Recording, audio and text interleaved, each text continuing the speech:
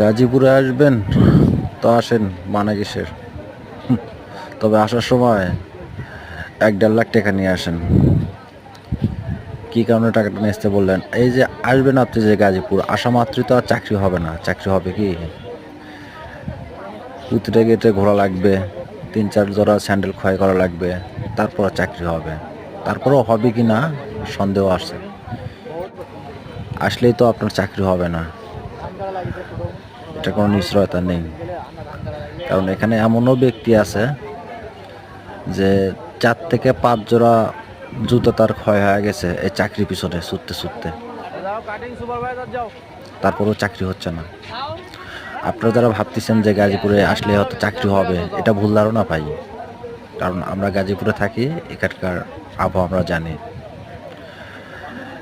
কোনো প্রকার লোক নিচ্ছে না, বর্তমানে নিয়োগ বন্ধ আছে, কোনো প্রকার নিয়োগ খোলা নেই। তারপরেও যদি আপনারা কেউ আসতে চান তাহলে আসেন।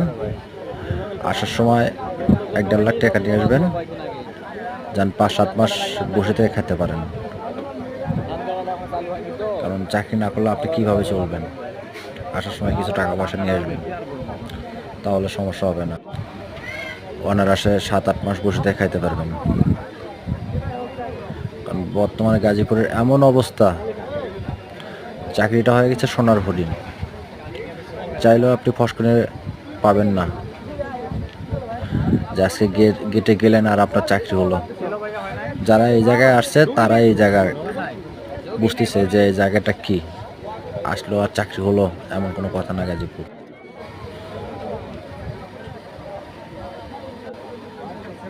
বর্তমানে সিচুয়েশন গাজীপুরের খুবই ভয়াবহ। চাকরিটা অসম্ভব,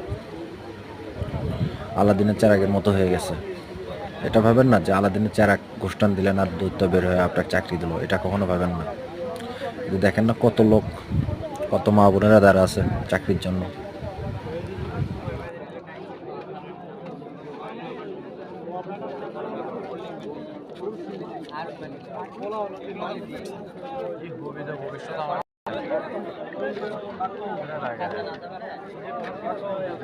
থাক আর খুঁজ মরে, লোক নাই।